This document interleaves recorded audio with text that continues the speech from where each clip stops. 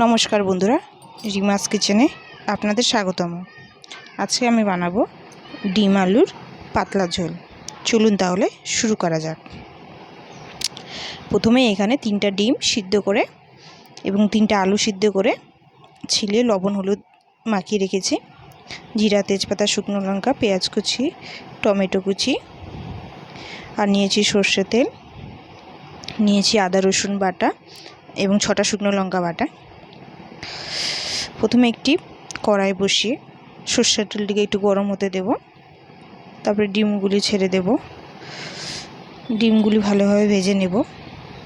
আমার এখানে একটা ডিম একটু কম সিদ্ধ হওয়ায় ডিমটি লেগে গিয়েছিল নিচে।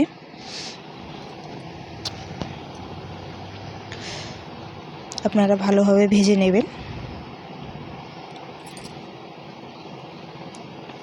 আমি একটু এখানে ঢাকনা দিয়ে ব্যবহার করেছি।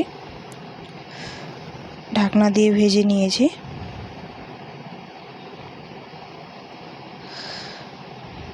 ডিমগুলি তুলে নেব।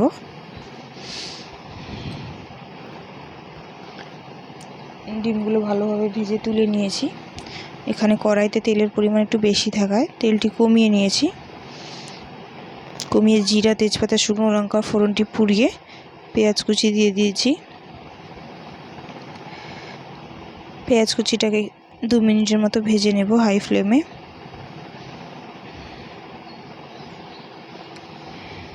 খুব বেশি লাল করব না। তার মধ্যে দিয়ে দিলাম টমেটো কুচি।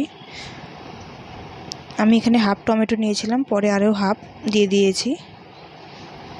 মিডিয়াম সাইজের একটি টমেটো, গোটাটাই লাগছে এখানে। পেঁয়াজ কুচি ওই টমেটোটা ভালো করে ভেজে নেব। একটু সময় ধরে ভাজতে হবে। আমি এখানে খুব ভালো করে ভেজে নিয়েছি। তারপরে মশলা দিয়েছি আদা রসুন শুকনো লঙ্কা বাটা। মশলাটিকে যত ভালো করে কষানো হবে স্বাদ দ্বিগুণ বেড়ে যাবে। আমি এখানে সময় ধরে অনেকক্ষণ ধরে ভেজেছি, প্রায় 5-7 মিনিট মিডিয়াম আঁচে ভালো করে ভেজে নিয়েছি। এখানে কিছু গুঁড়ো মশলা অ্যাড করব। লবণ, হলুদ, লঙ্কার গুঁড়ো,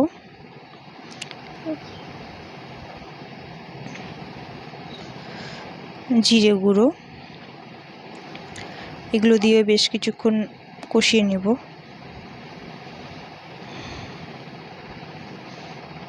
আমি এখানে সব হাফ চামচ করে মশলা ব্যবহার করেছি। লবণটি স্বাদ মতো ব্যবহার করেছি।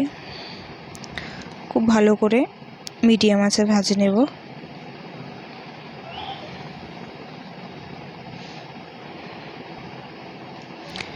চারদিক থেকে তেল বেরিয়ে এসেছে।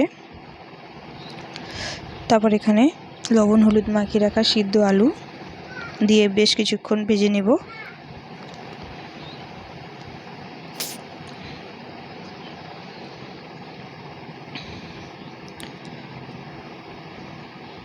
আলুটিকে দিয়ে খুব ভালো করে ভেজে নেব। এখানে আলু মশলা খুব ভালোভাবে কষিয়ে নিয়েছি। তারপর পরিমাণ মতো জল অ্যাড করেছি। আমি এখানে জলের পরিমাণটা একটু বেশি নিয়েছি, যেহেতু ডিম আলুর পাতলা ঝোল করছি। আপনারা একটু গ্রেভিও রাখতে পারেন, তাহলে জল কম অ্যাড করবেন।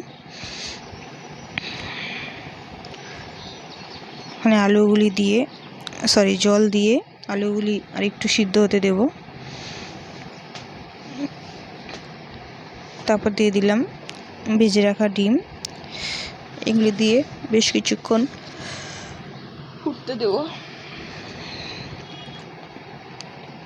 তারপরে 3-4টে কাঁচা লঙ্কা কুচি ব্যবহার করব। চেরা কাঁচা লঙ্কা দিলে স্বাদ বেড়ে যায়। সামান্য 2-4 দানা চিনি অ্যাড করেছি। ঢাকে কিছুক্ষণ সিদ্ধ হতে দেব।